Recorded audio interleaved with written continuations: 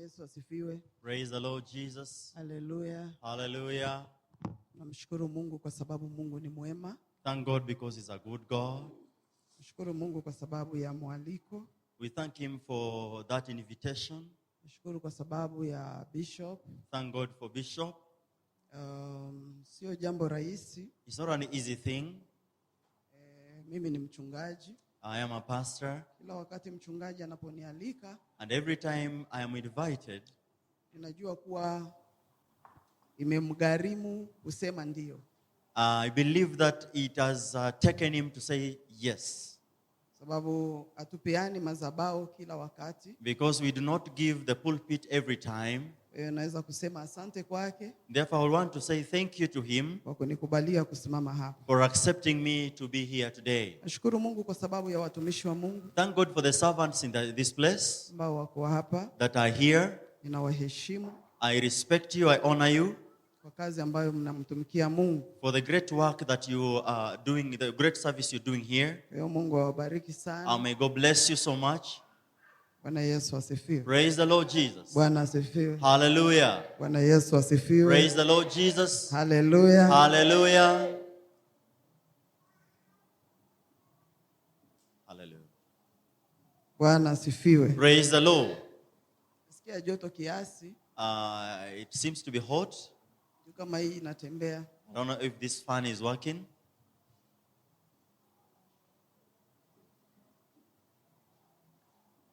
Kila ninapofika hapa, every time I come to this place, najisikia niko nyumbani. I always feel that I'm at home. Kwa hiyo sioni kama mimi ni mgeni. And therefore I don't feel to be a visitor here.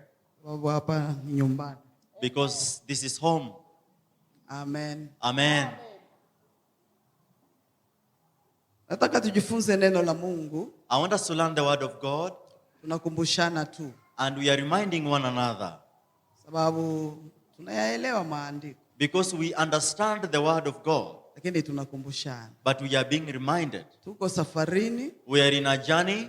Na katika hii safari, and in this journey, lazima tukumbushane. We have to remind one another. Siku baada ya siku. Day after day. Amen. Amen. Tunajifunza, kichwa cha neno nasema, today we are learning, the headline is, Mungu anazuia. God is protecting. Mungu anazuia. God is protecting. Tasoma kitabu cha Yona. We shall read the book of Jonah. Sura yake ya 4. Mstari wake wa 1 mpaka 5. Maandiko yanasema hivi: lakini jambo hili lilimchukiza Yona sana, naye akakasirika. Akamwomba Bwana akasema, nakuomba Bwana, sivyo hivyo nilivyosema hapo nilipokuwa katika nchi yangu.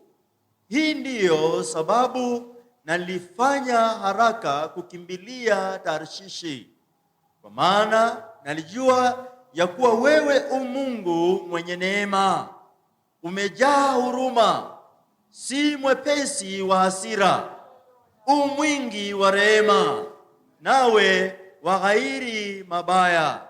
Basri. Basi sasa Bwana, nakuomba uniondolee uhai wangu, maana ni afadhali nife mimi kuliko kuishi. Naye Bwana akasema, je, unatenda vema kukasirika? Ndipo Yona akatoka mjini, akaketi upande wa mashariki wa mji, akajifanyia kibanda huko, akakaa chini yake uvulini, hata aone mji ule utakuwaje. Amen. Amen. Tukae. May we be seated. Mungu anazuia. God is protecting. Maana ya kuzuia, the reason or the meaning of protecting, ni jambo ambalo lilitaka kuwepo. It means that there's something that was to happen, lakini linazuiliwa, but it is kept away not to happen.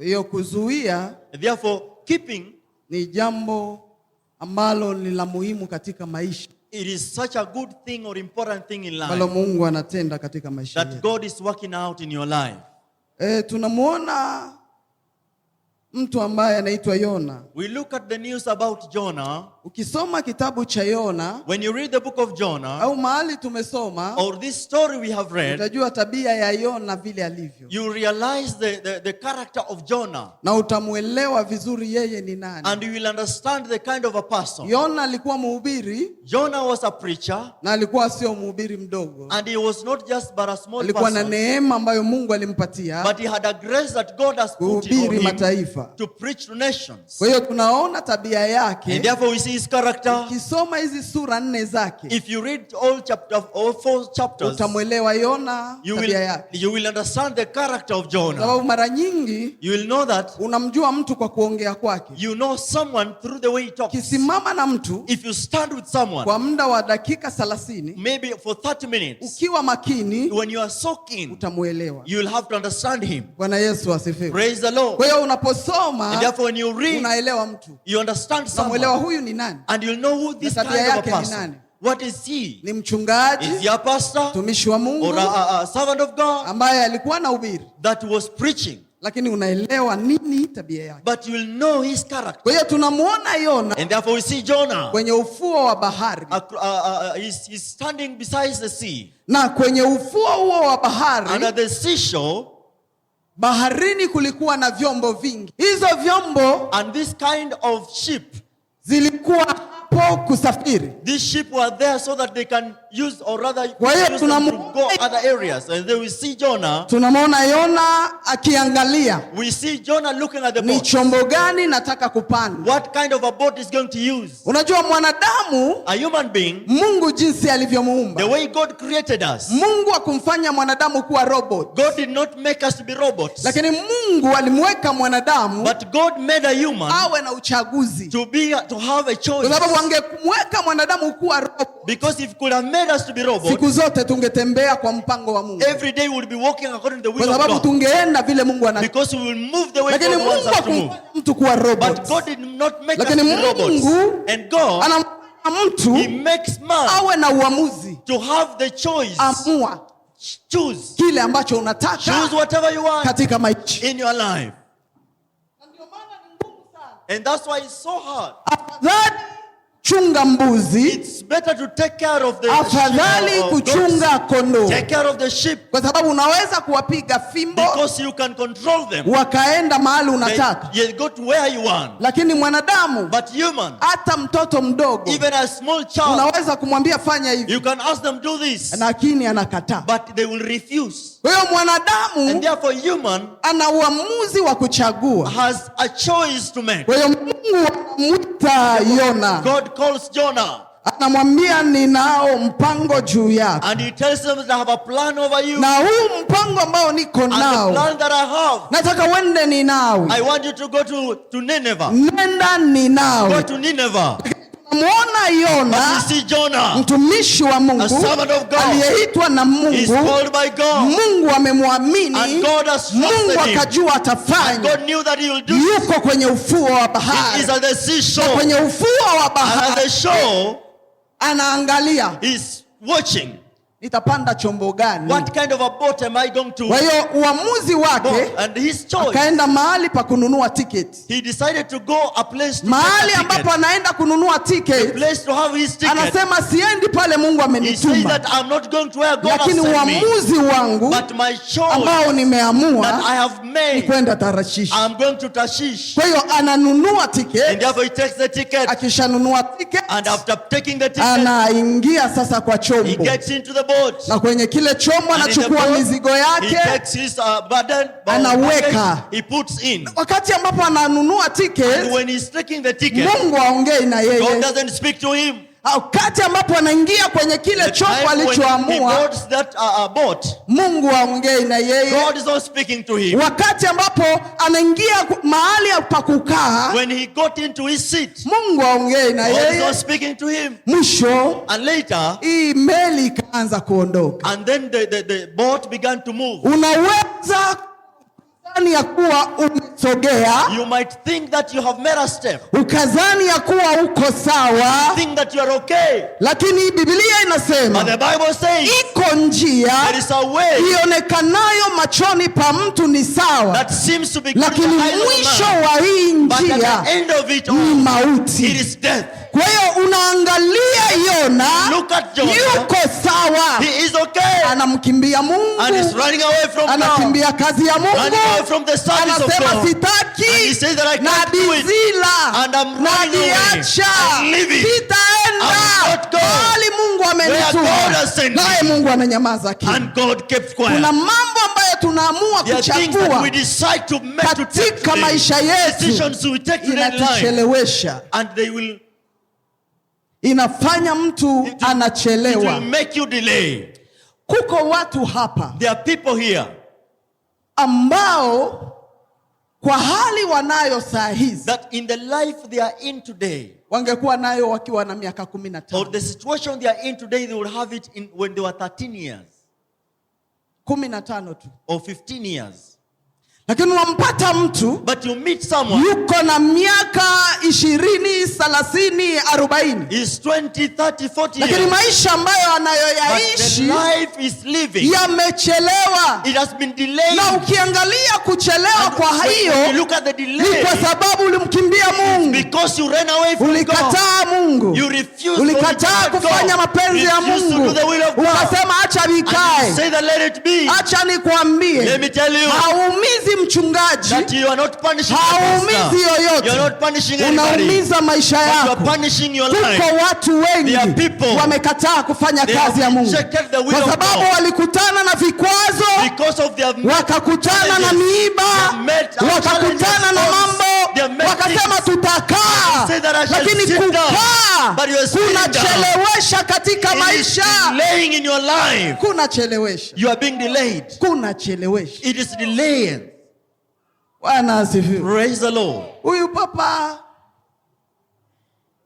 yuko kwa meli anafurahi, And this man is seated comfortably in the boat. anajua sasa And he knew now mambo yameisha. the journey is over. Huyu Mungu alinituma huku, God is sending me this direction. lakini uamuzi wangu nimeamua huku. But my decision, I've decided to go this way. Kwa hiyo yuko ndani ya meli Therefore, he's seated comfortably. na naona meli inaondoka And he's looking at the way the kwenye ufuo wa ship is bahari. leaving from the sea. anaona meli inaenda, And he sees the journey beginning. anajiambia mle And he ndani tells himself mambo yameisha, that now it is over. sasa safari yangu iko sawa. Now my journey is complete. Lakini Mungu And God anajua knows. wakati unapojaribu kuzania hii njia iko sawa, The moment you think that this is the right way, mwisho utakutana na dhuruba. the end of it will meet Kwa hiyo raging safari waters. nyingi ambazo tunazozifanya Therefore, chini ya so many jua, journeys that we make under the sun, mara nyingi many a times tunajipata tunajipeleka kwenye madhuruba, we find ourselves getting into raging waters. na watu wengi wamekuwa wanakimbia And so makanisa. many people are running, hopping Watu from wengi churches. wanasema mahali hapa hakuna They are saying there baraka. is no blessing Watu wengi here. wanasema hakuna So many Mungu. people are saying there is no Sio kwa God. sababu hakuna Mungu, Not because there is lakini no wewe God. ulipita njia But gani which way are you ili using ukutane na Mungu? for you to meet Kwa God? sababu kuna watu ambao tuko nao People we ni have mayona katika maisha, that they have na life. ukikaa na And Yona when you sit with katika Jonah maisha yako, in your life, dhuruba utakutana there are nayo raging waters katika you maisha. meet in your life. Bwana asifiwe. Praise the Lord. Ukikaa na Mayona, If you sit with Jonah, Mayona, The Jonas. Yona ni mtumishi wa Mungu. Jonah is a servant of God. Yona ameitwa na Mungu, Jonah has been called lakini by God. anaamua But he decides kuzila, to leave it, kuviacha. to reject. Sitahubiri, I will not preach. I sitaimba, will not sing. nitawaonesha. I will show them Mimi najua, that I know better. nitawaonesha. I will show them Mimi si that I am not their level. Acha nikwambie mpendwa, let me tell you, Mungu beloved, anapokuita when God calls ana you, sababu juu ya has maisha every yako. reason upon your life. Mungu When anapokuita God calls you, anakujua wewe ni knows nani, who you are, anajua maisha yako, your life, lakini akakuchagua chose you katikati ya watu wengi, among so many. akakuchagua. He decided to Haina choose you. haja utafute There's chombo no reason for you kingine. to look for other Ingia sheep. kwenye chombo cha Bwana, Into the ship of God. mtumikiwe, For you liwa liwalo, whatever it is, mambo yaharibike, however mambo things yawe are, sawa, things lakini ng'ang'ana na njia ambayo Mungu amekupa. Follow the ways of God. Naongea na mtu. I'm speaking to somebody. Nimekuja kwa ajili ya mtu mmoja. I have come because of one person. Ambaye yuko kwenye ufuo. That you are at the seashore. Anaamua. And you are making a decision. Where am I going to? Lakini Bwana anataka. And God wants. Ukamate mapenzi yake. He wants you to follow His will. Mapenzi ya Mungu. Because the will of God. Ni salama. It's mapenzi ya Mungu. The will of God. Yanafanya mambo yanakuwa haraka. It makes things to be easier. Umechelewa. You are delayed. Umechelewa. Kwa sababu uliamua. Because you've decided. Kuacha njia. That you'll forsake the will. Uliamua. You decided. Kusema Mungu hapana. You say no God. Ukasema kuna wengi. You see there's so many people. Alipokuchagua. He chose you. Alijua kuna wengi. Lakini akaamua kukuchagua wewe. Na wewe. Wende ukatimize mapenzi ya Mungu. Fulfill the will of God. Mungu anataka. Where God wants you to be. Bwana asifiwe. Hallelujah. Yona anasema niko sawa. And Jonah says that I'm okay. Niko sawa. I'm okay. Tiketi yangu. My ticket says. Inasema ninaenda Tarshish. I am going to Tarshish. Mungu naye anasema. And God says. Nilikutuma. I sent you. Uende pande hii. You go to Nineveh. Lakini umeamua. But you have made up your mind. Mungu akikuita. If God calls you. Mungu akikuita. If God calls you. Hata ukimbie. Even if you decide to run. Atasababisha chombo ulichoingia. He will cause the ship you got kuachilia dhuruba. To let into the ataachilia mahali kokote. He will let anything. Unaposimama. When you stop. Taharibike. It will be kwa sababu yako wewe mtu mmoja. Because of you alone. Kwa sababu yako wewe mtu mmoja. You alone. Huyu Mungu anapoita mtu. Therefore when God calls na huyu mtu anamkwepa. And then you decide mtu anasababishaga wengine kuteseka kwa sababu yake mwenyewe. Huyu mtu anasababishaga familia yake kulia. Huyu mtu anasababishaga watu wa nyumba yake wateseka. Amua leo. Amua. Ulikutana na Mungu akakwambia mbona leo today why have you forsaken? Mbona leo umechoka? Why have you gotten tired? Leo umekata tamaa. Why have you given up? Mbona umekaa tu kwa kiti? Why are you sitting hopeless? Mungu hakukuita kukaa kwa kiti. God did not call you to sit down. Mungu amekuita umtumikie. God called you to. Kwa sababu hapa nje. Therefore out here. Kuna wezi wanyang'anyi. There are thieves. Ambao shetani amewashika. Satan has held them. Anahitaji mtu mmoja. Aende akahubiri Injili. Anahitaji mtu mmoja. Aifanye kazi yake. To go and do ili kuwaleta watu wa Mungu. Those people to the Lord. Unafanya nini? What are you doing?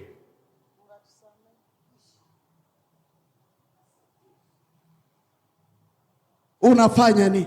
What is this that you are doing?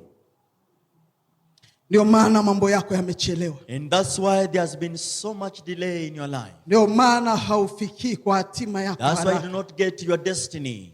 Ndio maana unapojiangalia. That's why when you look at yourself. Maswali yako mengi. There are so many questions in your life. Umeshindwa. Because you have kufanya mapenzi ya Mungu. You are not able to do the will of God. Tunapotoka kwa mapenzi ya Mungu. And when you deviate from the will of God. Tunachelewesha mambo. We delay things in life, in our lives. Bwana atusaidie. May God help us. Bwana atusaidie. May God help us. Biblia inasema ya kuwa. The Bible says. Walipofika katikati ya bahari. When they got in the middle of the sea. Mungu akasababisha mawimbi. And God caused the raging waters to rise. Na yale mawimbi. And those raging waters. Yakakipiga chombo. They have to beat the ship. Na kukipiga kile chombo. And by making it loose. Wale waliokuwa ndani. Those people who are in. Hawakuwa na shida. They didn't have any problem with God. Aliyekuwa na shida ni mtu mmoja. The only person that had a problem was ambaye anakimbia. That was running. Mapenzi ya Mungu. Away from the will of God. Lakini huyu mtu mmoja this one person akasababisha watu wapoteze vitu vyao. Caused so many people to lose mali yao. Their wealth. Lakini yeye amekaa mahali. But he's seated somewhere. Anakaa tu anatulia. And he's seated. Lakini hao watu wanajiuliza. Mbona shida inaendelea? Why is this problem? Mbona mambo yanaendelea? Why is this? Kuna wakati maishani lazima ukae chini. You have to sit down. Hata hizi mahitaji. Stop looking at acha hii mafungo. Acha hizi story. Stop this story. Look at yourself. Kwa nini haya yananipata? Why is this one happening? Kwa nini haya yanapata familia yangu? This one as a family. Unapojielewa hapa, when you understand, utajua kuna you mahali know there is a place unatakikana that I urekebishe am needed to make it ili correct. Mungu akutane na God wewe. to meet you. Watu wengi So many people, wameshinda kwenye vyumba vya they have maombi, stayed in the wameshinda prayer kwenye rooms. makesha, They have stayed in wanafunga na They are kuomba, praying and wanafanya hiki na They are kile, doing this and that. unakutana hakuna You majibu. meet there is Lakini no answer. jiangalie, But look ni at wapi yourself. ulikosana na Where did you Mungu. lose the way? Afadhali kukosana na shetani, You better kwa maana look utaenda at kwa Satan, Mungu, because you're going to Mungu fall. atakupigania. And God to fight Lakini for you. ukikosana na Mungu, But if you utaenda wapi? God, where will you run to? Utaenda wapi? Where will you run to? Nani atakuokoa hapo? Who shall save you from there? Bwana asifiwe. Praise the Lord. Zoruba inakipiga chombo, When the raging waters rose against the ship, watu wanahangaika, people are wondering in their hearts. vitu vyote vya samani vinatupwa, Every expensive thing was thrown into the water. wanahangaika, They are suffering and wondering ni nini imefanyika. what has happened suddenly. Lakini wakiangalia vyombo vingine But when they look at the other ships kwenye bahari, in the sea, wanaona hakuna they see there's mafuriko, nothing that is happening to them. hakuna kitu kinafanyika. There's nothing that is happening. Wakajiangalia wakasema ni And sisi they looked at themselves, they say, ndio tuko kwenye matatizo. we are the problem. Katika hiyo hali And in that state, wanaenda kumpata Yona. they followed Wewe Jonah unajua story. and they asked him, and you know the story. Yona anatupwa kwenye And maji. Jonah is now thrown into the water. Walipomtupa, And when threw him into the water, mawimbi yakanyamaza. the raging waters calmed down. Hakuna mahali There's nowhere unaweza kumkimbia Mungu. you can run away from God. Hakuna mahali There is no way unaweza kukwepa mapenzi ya you can Mungu. escape the will of Mungu God. anapokuita When God calls you, lazima usikilize. you have to listen. Ninapokumbuka wakati Mungu aliniita, When I remember when God called me, mimi sikuwa napenda kuongea. I'm this kind of a person who didn't want to talk so much. Nilikuwa nashindwa kuongea. I didn't have that character of talking. Na nilipata shida, watu wengi walikuwa wananiambia niko na kiburi. And I had a problem with people because they knew that I am rude or proud. Kwa sababu nilikuwa sijui kama ni upole au ni tabia. I didn't know that it's a character or being meek. Lakini hata kama singekuwa naongea, And even if I could not talk, ndani yangu nilikuwa naongea. inside me I could talk so much. Ogopa, kuna mtu anaweza nyamaza, Be afraid of these quiet people. ndani anaongea But sana. inside they are talking too Nilikuwa much. naongea sana. And I used to talk too Lakini much. siongei kwa But I don't speak with my voice. naweza kukuangalia. I'll look at you. Unaniuliza swali. You questioning me, Lakini nakujibia but I'm answering na you hutanisikia. and you will not hear me. Naweza kuongea kitu kibaya kukuhusu. I may speak something bad Lakini about you, nanyamaza. but I keep quiet. Lakini Mungu aliponiita, And when God called kitu me, cha kwanza aliniambia, the first thing told me, Esa una kiburi. Esther, you are proud. Acha kiburi. Leave this pride alone.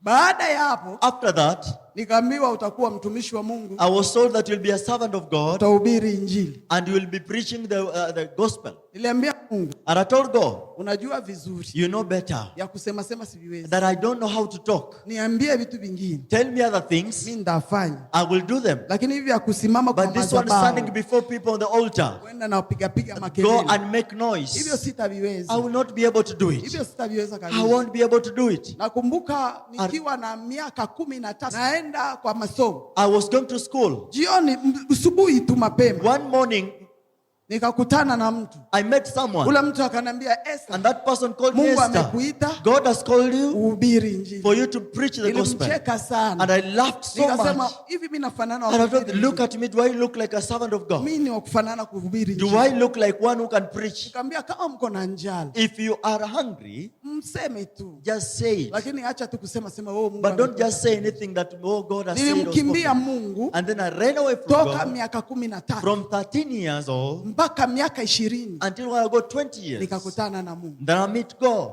Mungu akaniambia, And God told me, lazima utanitumikia. you have to serve me. Nikaanza polepole. And then I began Nakumbuka nimekaa, seated down. tumekaa kama mpaka saa 10. Sat down to Mama mwingine akanifuata. and another woman followed me. Akaniambia, tokea asubuhi ukiwa hapa. And she asked me, from morning you've been Mungu here. alikuwa ananizungumzia. God juu was yako. speaking to me about you. Nikamwambia, Mungu anakuzungumzia, nataka enda ngambo. And God is talking to you that I want to travel out. Ndio mimi nataka. Because that is what I desire. Akaniambia hapana. No. Doesn't Havifanani say that. vile. Does not look like that. Mungu amekuita God has called you uwe mhubiri, that you become a preacher. umtumikie. You serve him. Nikasema mniangalili. Look at this one. I trusted myself. Mimi niko hapa niko natafuta vya I kutafuta. am here looking for whatever I'm looking Lakini for. venye Mungu anazungumza But whatever tofauti, God is speaking, surely, akaniambia kitu. and she told me Akaniambia something. Esther. Esther. Hakunita Esther, akaniambia She didn't call mama. me woman. Akaniambia ukikataa kumtumikia Mungu, If you reject the will of God, utamtumikia Mungu siku chumvi imeisha. you will serve him when there is no salt in the store. Unajua chumvi haishaki mnyumba. You know the salt is never Manake chumvi kiisha, it's never out of stock manake in the ni house. umasikini wa hali ya It chini means ya if you don't mwisho. have salt, then you Akaniambia become the poor person. usipomtumikia, When you not serve him, utamtumikia wakati uko vibaya you will sana. serve him at the worst time. Afadhali uanze mtumikia You would sasa. rather serve him now. Nikasema hii ndio problem. This one now the biggest problem I'm meeting now. Mie kweli naviweza. Surely, am I able to do this? Ikiwa kwetu nilisoma masomo ya Biblia. When I was at home, I went for theology. Lakini nilisoma kwa sababu nilijua neno. But I was reading for Lakini sikusoma for me masomo to ya have Biblia just the tu knowledge of kuhubiri. the gospel, not to preach.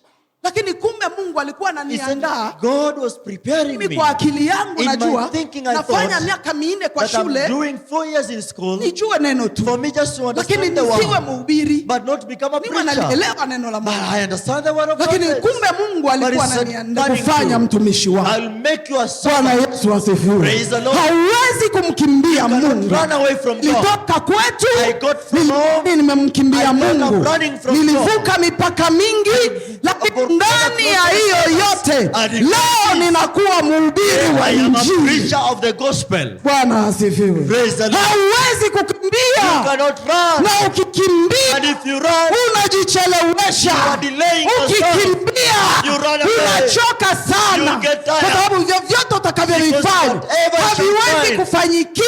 you can never Lazima succeed. You ukubali, will never na succeed. wakati unapokubali You accept, utakutana na Mungu you shall meet God katika maisha in your yako. life. Bwana asifiwe. Praise the Lord. Kuna watu ambao There are people wanaweza kukaa wanauliza, they can Pastor sit Esther down. anatoaga pesa wapi? They are asking themselves, where Pastor does Pastor Esther get money from? anafanyaga nini? What does she do? Wengine ni wanaume But- wanaambia hii Kenya tunashindwa, Kenya we are not wewe able. mwanamke unawezaje? As a woman, how are Mimi you able? wanawaambia And I tell them, nilipokuwa kwenye ufuo wa bahari was at the seashore. sikuchagua kwenda It's not true. Tarshishi, You go to Tarshish. niliamua But I decided kwenda kuhubiri Injili. preach the word of Ninamtumikia and I'm bosi, serving God. ninamtumikia I am bosi serving God. ambaye anashughulika, He's there to work for me. anashughulika. He's working out for me. Bwana asifiwe. Praise the Lord. Acha nikuibie siri. Let me give you a secret. Ile shida uko nayo The problems you have, ni wewe ndio unataka. you have caused them Leo yourselves. nimekuja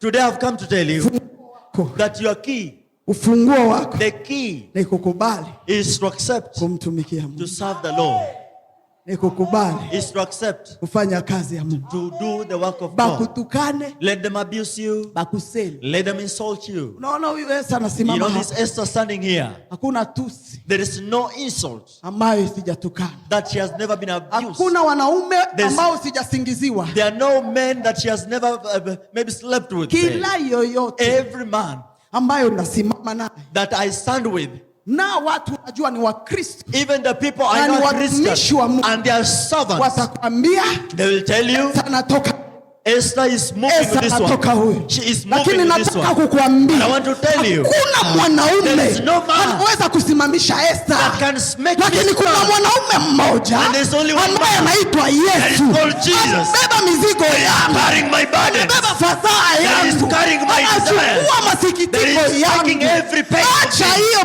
maneno. Talking. Ukimkubali If you Bwana, accept the Lord, ukikubali if you kutumika, accept to serve, atakuchekesha, He shall make you have joy. atakufurahisha, He shall make you joy. atakupangusa He machozi. shall wipe your Bwana tears. asifiwe. Praise the Bwana Lord. asifiwe. Praise the Lord.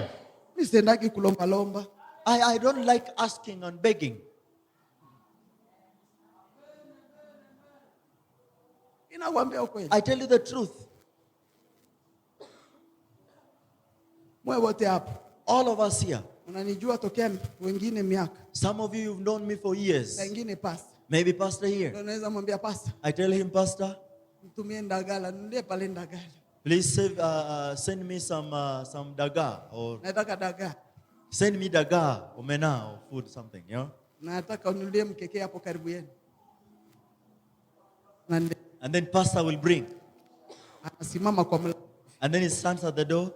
Ananipatia. And then he gives to me. Afa naambia uko na. And he tells me, I'm so proud. I tell him, what kind of pride are you talking about? Unalomba?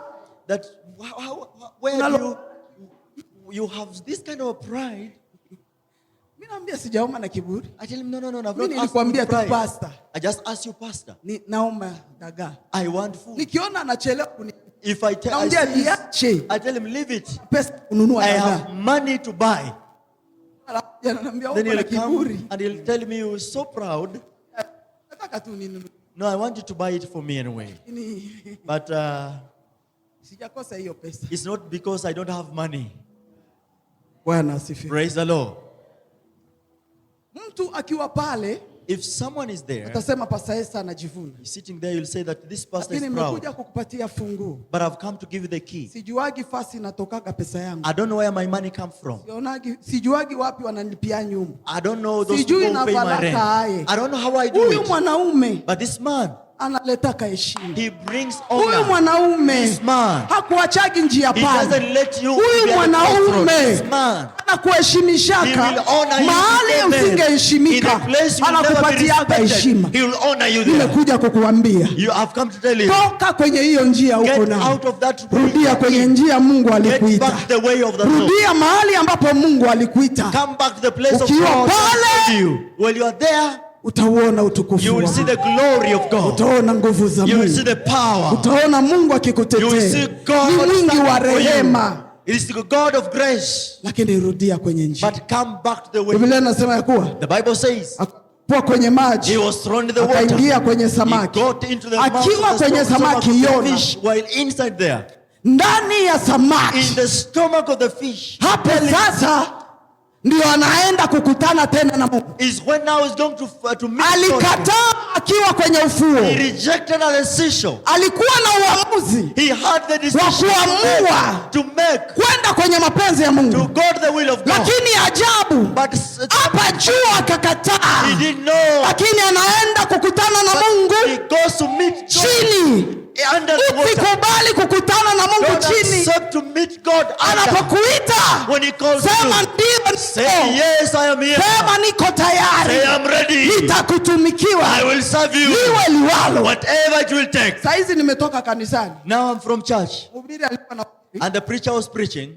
Is Apostle V. Alikuwa anasema and he was telling me that my mother is like a soldier. Alikuwa anazungumza utoto wa Kikristo.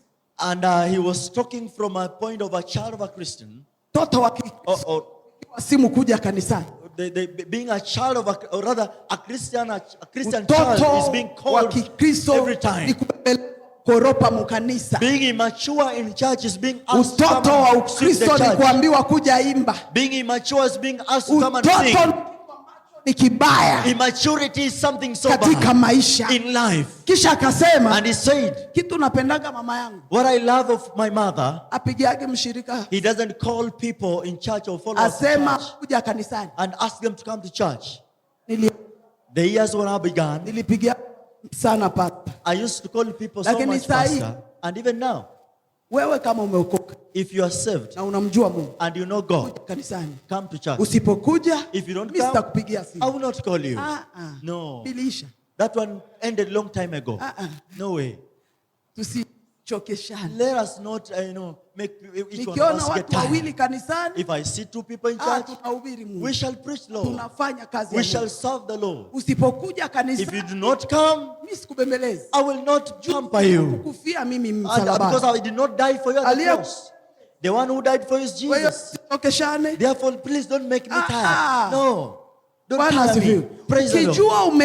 If you know you've been called, even if they hurt you, you did not come because of pastor. You did not come for your neighbor. You came for Christ. You came for God. And you say, they ask me to come here. I will still worship from the nitamtumikia kwa sababu Mungu ninaye peke yangu. The God I have is alone. Unajua tunaweza kukataa kama wachungaji. Sometimes you can refuse. Nasema sitakuita kwa madhabahu. Lakini kilicho ndani yangu kinawaka moto. It's on fire. Hakitanikubalia kukaa. Bado nitafanya kazi ya Mungu. Even if whatever I will do. Bado nitafanya. I shall still serve. Bwana asifiwe. Hallelujah. Lakini wewe sikia tu kikwazi. But if you just see a word, una behave. You say I will not do it. Haviachi. I leave it. I reject. Unaachia nini? Asema wewe unahama. Where are you going to? You say nahama I have to get out of this church. Nikwambie. Let me tell you. Kuna neema Mungu analeta kwenye kila. There's a grace that God puts on every church door. Ndio maana unangara. That's why you are shining. Ule ambao uko hapa. Because there is a canopy here. Inawezekana. It's possible. Kupepesa. Pastor cannot give you money. Lakini neema ya madhabahu but the grace of this pesa. Will give you money. Ikakufanya jinsi ulivyo.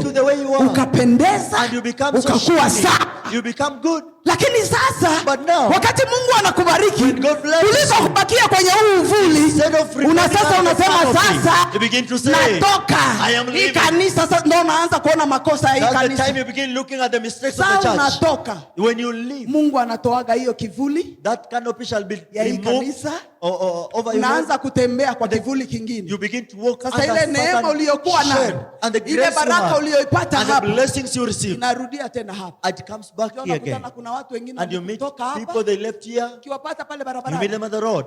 Wanafanana njaa. They look so hungry. They look so pathetic. Unafanya biashara haifanyiki. You doing your business, it doesn't happen. Unafanya hiki hakifanyiki. You do this, that, and happen. Doesn't happen. Because you ran from the grace. You ran away from it. Praise the Lord. Stay here and see the glory of God. See the blessings of God. And if God works out for you, the Bible says Jonah akiwa kwenye tumbo ya samaki, while in the belly of the fish, kaanza kumuomba Mungu, he began to pray and ask for repentance, Mungu nisamehe, asking the Lord for forgiveness. Mungu nihurumie, God have mercy on me. Nasema ndio, I say yes, sasa nitaenda, now I will go. Unajua Mungu, you know, God yuko popote. He is all over. Ndio maana Daudi anasema, that's why David says, nikimbie wapi? Where do I run? Nijifiche uso wa Mungu. I hide away from the face of God. Even in hell, Mungu yuko. God is in existence. Hata chini ya bahari Mungu anasikia sauti ya Yona. Anamwambia Mungu, nimeamua kuenda mahali ulinita. Kweli wewe ni Mungu. Hakuna mtu anaweza kukukimbia. Nobody that can run away from you. Usikubali kuingia kwenye tundu. Don't accept to get into the belly of the fish. Usikubali. Don't accept. Amua tu sahi. Just right now make your decision. Ninapoongea sahi, as I speak, Roho Mtakatifu anaongea na the Spirit of God is speaking to somebody here. Unajua ulipoachana na Mungu. You know where you slept away from the way of God and you said I will not do it. You said I'll do it. Ulikuwa natoa sadaka. You are giving to the Lord. Leo umekataa kutoa sadaka. Today you are not giving anymore. Ulikuwa unajitoa. You used to give wewe ndo wa kwanza kanisani. You are the first person in church. Lakini unakuwa unaingia saa 5 kanisani. You come at 11, 12. Unakuwa unaingia masaa zingine.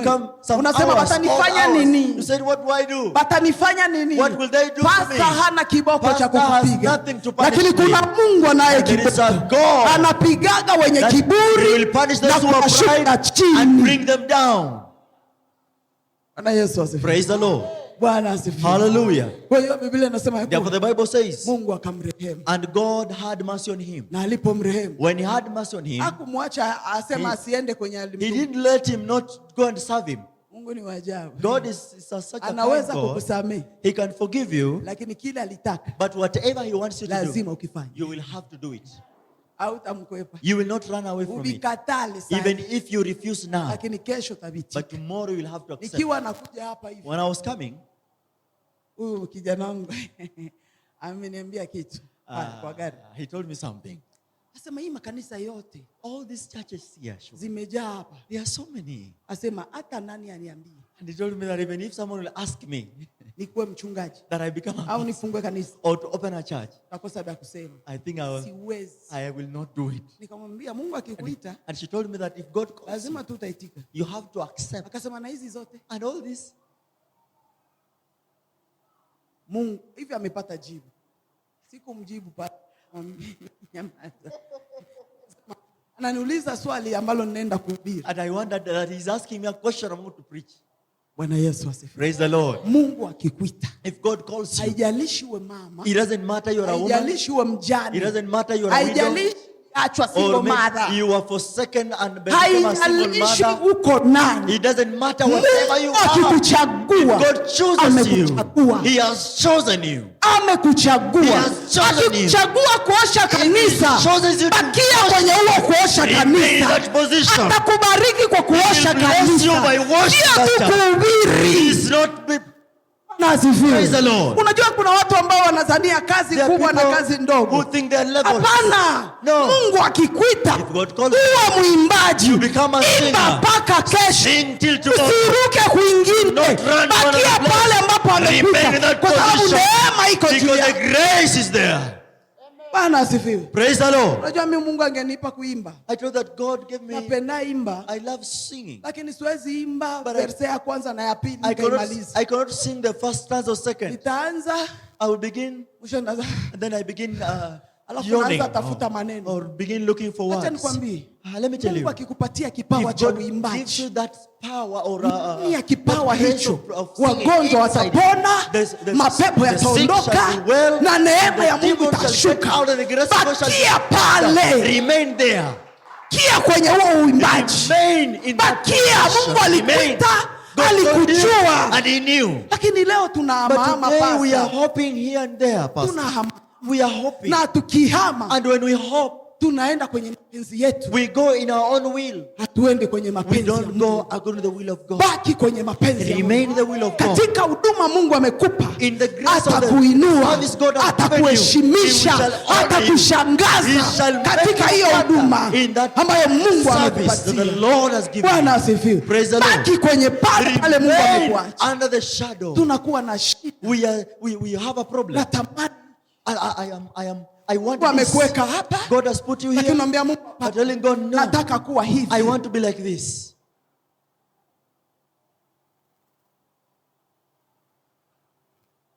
Unajua hata hapa ni neema. You know, even sweeping the church is a grace of God. Not everyone can bend their backs. Kuna watu wanafanya siku mbili. There are people who can work in this place 2 days. Lakini mtu ambaye Mungu amempatia kipawa, but if God has given you that grace, iwe mchana usiku, in the day or night, anakujaga kuosha. He shall come and wash. Nilikuwa nasikia ushuhuda wa mtu. I heard someone somewhere say, na huyo mtu akasema, and this person said, akasema Mungu alizungumza nao, that God spoke to wakiwa kwenye maombi ya siku 40. Or spoke to us when we were in our 40 days fasting and prayer. That your pastor will die. Wakaomba sana. And they prayed so much. Wakasema mbona? They said, no, how? How will our pastor wakasema, huyo mtu tena akarudi akasema, hata mfunge. Even if you fast, Mungu ameona ampumzishe mtumishi wake. And he had chosen to make him rest. Amemtumikia kwa uaminifu. He has served him na amekuwa mchungaji. And he has given himself. Amesimama kwa kweli. He has stood in truth. Anataka kupumzika. He wants to make him rest. Anataka kupumzika. He wants to rest. Akaweka na tarehe. And then he even put the date. Ile tarehe. And that date. Mwenye anaenda kufa ni nani? Who is this one that is going to die? Ni mama moja ambaye alikuwa anaosha kanisa. Is one woman who was sweeping the church, cleaning the church. Alikuwa mchungaji. Is the one who was the pastor.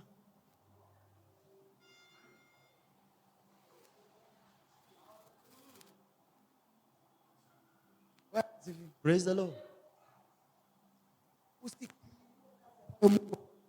Don't run, or rather get into the chores that God didn't plan for you. Mungu amekuweka. Remain in the position God has put you. Unapobakia kwenye mahali Mungu amekuweka. When you remain in the position God has put you, utaona utukufu wa Mungu. You will see the glory of God. Utaona baraka za Mungu. You will see the blessings of God. Acha kuhamahama. Don't hop from place kama to place. Wewe ni mtu wa kuleta vyombo kuweka vizuri, if you are this person who is there to do the instruments faithfully, this place, Mungu atakutana na wewe. God shall meet you there. Mungu atakubariki. God will bless Mungu you there. atakuinua. God will lift you there. Tunakuwa wahubiri wengi. We have so many preachers here. Si kila mtu aliitwa mhubiri. Not everyone was called to be a preacher. Si kila mtu. Not everybody. Si kila mtu ameitwa kuwa pastor. Not everyone was called to be a pastor. Lakini kwa kila kazi Mungu amekuitia, but everything that God has called you to do, be faithful there. Utaona utukufu wa Mungu. And you see the glory of God. Bwana asifiwe. Hallelujah. Utaona utukufu wa Mungu. You see the glory of God. Naona msichana mwingine na there is one woman in Nigeria. Nzima Now she's famous all over the world. Ni mwimbaji tu. She's just but a singer. Lakini ni tajiri mkubwa. But she's so rich and wealthy. Kwa kazi ya uimbaji. Because of singing. Ningekuwa mwimbaji. I wish I was one of them who is a singer. Napenda kuimba. I love singing. Nikimwona mama anaimba. When I see mama here singing, I said, oh God. Watu wamepewa vipawa. God, people have been blessed. Wamepewa vipawa kabisa. People have been blessed so much. Pale. When I see pastor here, oh my goodness. Nasema naimba na he's singing and preaching. That is a great grace. Siwezi imba. I cannot sing. I cannot. Even if I try. I don't know. Sasa kesho nianze kusema. And then tomorrow I stand and say, Pastor Esther is a singer, international. Mimi naenda kuingia sasa kwenda kuimba. And then go to a studio to sing. Surely. Nenda studio. Oh, the studio, I get into a studio. Naimba alto inafanana na bass. I am singing an alto that looks like a bass. Soprano sijui inafanana na alto. Soprano that looks like an alto. Nakuwa sijielewi. I don't understand myself. Wanaambia badilisha sauti. They are telling me change. Ili mradi tu nijikaze kuimba. Kama haukupewa hicho kipawa kaa chini.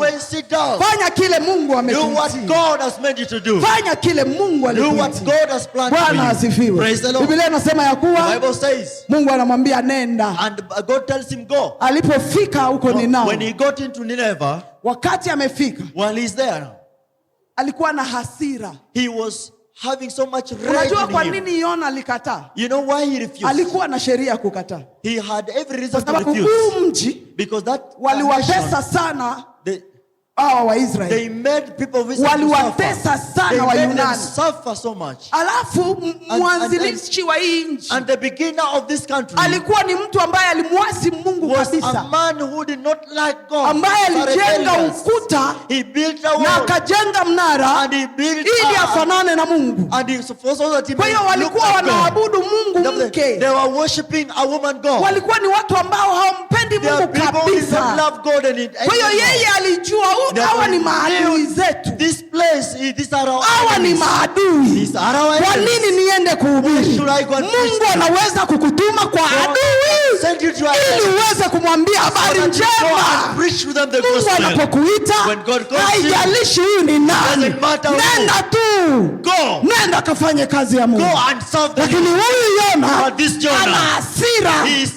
Wakati anahubiri, anawaambia hivi, nyinyi watu wa Ninawi, Mungu anasema msipotubu kwa siku 40 atawaua, atawamaliza, mtapotea. Unajua anakasirika kwa nini? Why he is angry? Sikukuwa nataka kuja huko. I did not want to come here. Lakini kuja yangu ni kiboko. But my coming, it is like a cane. Watu si watu wazuri. These people are not good people. Kwa hiyo kitu nawaambia, this thing I'm telling them, sitaki hata I don't want even them to change anyway.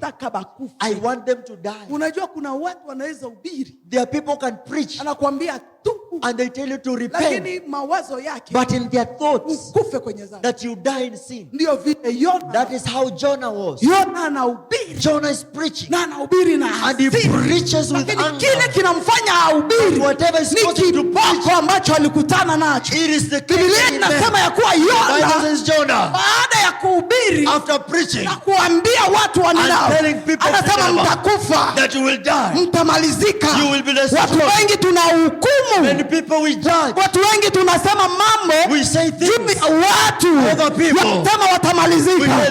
Lakini nataka kukuambia neema ya Mungu ni kubwa. Kuwa umeingia kwenye dhambi, Mungu ni Mungu wa rehema, Mungu anasamehe. Kila alichokipanga au shetani amekipanga, Mungu huja na kuzuia. Biblia inasema ya kuwa Mungu akazuia. God protected them. Kile ambacho kingefanyika that will happen upon them. Unajua huyu Yona, you know Jonah, anaenda mahali, he goes somewhere kwenye mti fulani, under a certain shadow, iko pale, iko na, and he's looking at the city. Nataka watu angalia, I want these people to die. And he was counting, saying this is the 20th day, inabakia siku 20, that's remaining 20 days. All this nation has to burn. All these children and whatever plans, everything, they will all be destroyed. But the Bible says Hawa watu, these people, wakamrudilia Mungu. They returned to God. Wakamuomba Mungu. They prayed to God. Mungu akakumbuka. And God remembered. Neno lake ambalo linasema, the word that says, watu wangu wakijinyenyekeza if my people who na kutubu, by my name that will nitakuja, repent, nitawasamehe na kuponya nchi yao. Mungu, God, udhaifu wa Mungu the weakness of ni wakati ambapo tunamwendea Mungu kwa msamaha, when we run to him wakati tunaomba msamaha, when we repent, wakati tunalia mbele za Mungu, when we cry, Mungu anakujaga, God comes, anatuosha and he washes na us, anatutakasa. and he blesses kile kingekuja juu ya maisha yetu anakiziwia, tunatembea kwa neema. Bwana Yesu asifiwe. Praise the Lord. Nasema ya kuwa Yona anakaa akingoja taifa liangamie, lakini anaomba Mungu rehema zake zika juu yake. Kuna watu wanangoja wewe ufe. Kuna watu ambao wanangoja maisha yako yakuwe, lakini kuna Mungu anaziwia. Kuna Mungu anaziwia. Haijalishi ni mchawi wa aina gani ambaye amekaa tu kukuangalia kushindwa kwako, lakini kuna Mungu wa Israeli anayeziwia. Anaziwia. Hata kama tumetenda dhambi, anasema yeye ni mwepesi wa hasira. Tunapomwendea anatusamehe, alafu anatushika mkono na tunaendelea mbele. Mungu anazuia. Mungu akazuia kile ambacho kingewapata watu wa Ninawi. Mungu akakiziwie. Mungu akaziwie. And God will protect you. Chochote ambacho kinakufuata. From whatever that is Mungu akaziwie. God will protect you. Maisha yale ambayo shetani anataka uingie. Mungu akaziwie. God will protect. Katika jina la Yesu. In the name of Jesus. Ninapoenda kumalizia, as I'm going to end nimekuja kwa sababu ya mtu mmoja. I have come because of one person. Ambaye Mungu amemtuma. That the Lord is sending. Amtumikie. That to serve him. Lakini umetangatana. But you're trying to escape. Unatangatana. You are trying to run. Ukimkataa Mungu juu, when you reject God up here, you will find him under. And you find reject him under, you will have lost so much. That because you have to accept to serve the Lord. Whatever you decided not to do, whatever you have left and forsaken, begin to do it now. Serve the Lord with courage. We are at the 11th hour. We are at the 11th hour. We are almost getting to rest. Atalipwa kulingana na kazi aliyoifanya. Will be repaid according to the work he did. Kukaa chini. Don't accept to sit down. Usikubali kukaa chini. Don't accept to sit down. Mtumikie Mungu kwa bidii. Serve the Lord. Pastor awe asiwe. Pastor is there or not there. Kuja hapa imba Bwana. Come here and sing. Kuja hapa omba. Come here and pray. Kuja hapa jitoe. Come here and give yourself. Sababu utalipwa wewe. Because it is you shall be repaid. Not any other person. Wewe mwenyewe binafsi. It is you. Acha watu wakwambia unajipendekeza. Let people tell you that you are watu waseme fanyaga wampende. He want people to love him. Wewe mtumikie Mungu. Serve the Lord. Acha nikwambie kwa hii kazi nimetumika. In this work I've done. Watu wanasemaga sasa najipendekeza. Oh, pastor is anajipendekeza pendekeza. Mimi najipendekeza. Am I kiherehere person? Me. Tunamtumikia Mungu. You know we are serving God. Tunajua mahali tumekutana naye. We know where we met him. Ndio maana hatuwezi viacha. That's why we cannot forsake. Tuwe na wanaume, we have men, tuwe na watoto, we have children, tuwe na hiki tutamtumikia. We have this or that. Tusiwe nacho. We have it. Hata pasipokuwa na wanaume tutamuona Mungu. Without anything we shall serve him. Tumikia Mungu. We shall serve him. Chini asema Lord sit down and say, kwa sababu, because of this, because of that, sababu, because of this. Mimi, he called me alone. Mimi. And nitamtumikia usiku na mchana. I'll serve him daily. Liwe liwalo. Whatever the case. Wasiseme. Say or they keep quiet. Nikwambie. Let me tell you. Mie nishakuwa shindikana. That I've been this kind of a person. Of even if you abuse me. Kwa kazi ya Mungu. With the work of God. You will not remove me from that. You will not get out of the way. I know. Nimekuja kwa Mungu. I have come to the Lord. Nataka kwenda mbinguni. I want to go to heaven. Kusudi langu, the all reason I sio have, mali ya dunia hii. not because of the riches of Kusudi this hii earth, ya langu, but my sio reason, heshima ya dunia not hii. because of the Lakini honor here, kusudi langu, but my reason nimuone Mungu. is I see the heavens, Nimuone Mungu. I see the Lord. Haya maisha tu, The life you have ni today ya muda mchache. is for a season. Ni ya muda mchache. Is for a season. Mtumikie Mungu, Serve the Lord. ngali na nguvu. Will you have strength? Bishop amezungumza hapa. Bishop has spoken Nasema here. unaambiwa simama. And he said that you are told us to Unaona stand. kama ni shida. And you say it's a Lakini problem. kuna watu But there are people. saizi Today hawawezi. they cannot. Mtumikie Mungu wakati Serve the unaweza. Lord when you can do it. Ni maisha ya mwanadamu But life for human, yanang'ara kwa muda, it is shining for a season. lakini baadaye But yanaisha. suddenly Mtumikie it gets off. Mungu wakati una nguvu, Serve the Lord kwa when you maana have siku strength. inakuja Because the day is ambayo coming hii miguu at your feet you will weza. not be able to stand. Tumikie Mungu, Serve the Lord. jitoe kwa Give yourself to the Fanya Lord. kazi ya Bwana. Serve the Lord. toa kwako Give to the Lord katika maisha yako. in your life. Bwana asifiwe. Praise the Lord. Acha watu waongee. Let people talk. Ni sababu ya watu kuongea It kila is, siku. give them a Lakini reason to jitoe. talk. But give them. Namshukuru yule mama yuko pale. I love the Lord about that woman there. Bwana asifiwe. Hallelujah. Mwalimu wa Sunday school. Hallelujah. Nilikutana naye mahali I met her somewhere kiwa kwenye mapito fulani. while she was somewhere in challenges. Nikaongea naye. And I spoke to her. Hata mchungaji wake hakujua. Even the pastor didn't know. Nikamwambia mahali Mungu amekuita Told her that where God has called ni you pale Simirna. is in that place. Rudia Simirna. Go back there. Sikumwambia mimi kuja kanisani. I didn't ask her to come to my church. Aliponiambia mapito yake, And when she asked me about her nikamwambia challenges, pamoja na mapito, together with your challenges, mahali Mungu where amekuita God ni has called you Simirna. is at the Smyrna. Rudia Simirna. go as Mungu Smyrna. akukumbuke. May God remember you. Mungu May akubariki. God bless Kwa you. maana umekubali kurudi. You have accepted Neema ya Mungu May the grace ya of God mahali hapa of this ya place, madhabahu haya of this Mungu altar. akubariki. May God bless you katika jina in la the name Yesu. of Jesus. Bwana asifiwe. Praise the Lord. Mungu akikuita mahali, If God calls you somewhere, baki pale.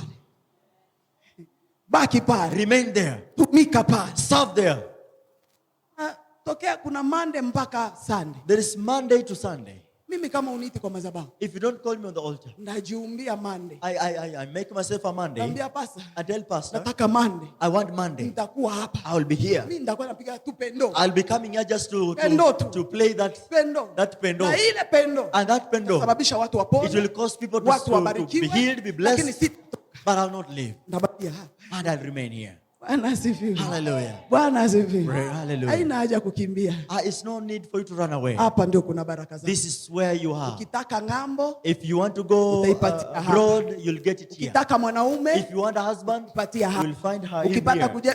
kujenga nyumba, If you want to build a good house, utaipata hapa. you'll find it here. Mtumikie Mungu. Serve the Lord. Mtumikie Mungu. Serve the Lord. Wakupe wasikupe. They give you, they don't. Unajua hakuna umasikini There is no level of poverty kuangalia kwa sadaka. like looking at the Mara nyingi tunapoangalia sadaka. many times when we Miaka depend mingi on the offering, niliyotumika, the years that I've served, nilipokuwa naangalia sadaka, when I was looking at the sikubarikiwa. I've Lakini never been siku blessed. niliachana na But maneno the ya sadaka, moment when I stopped depending on it, Mungu ananichekesha. God every day is honoring me. Mungu ananichekesha. God is giving me joy of every single Bwana day. asifiwe. Praise the Lord. Kwa hiyo achana na sadaka. Therefore, leave this offering Iliingia alone. ngapi? How much is Wakikupatia when they give you 1,000 1,000? na kuroga ile elfu. That 1,000 is Juu, bewitching you. You know, Mungu anajua uko na mashida God zaidi ya milioni. knows that you have more problems worth at millions. Mwachie Mungu deni. Leave that debt to God. Afu kitoka hapa, And when you live here, utaona wema wa Mungu. you'll see the goodness of the Lord.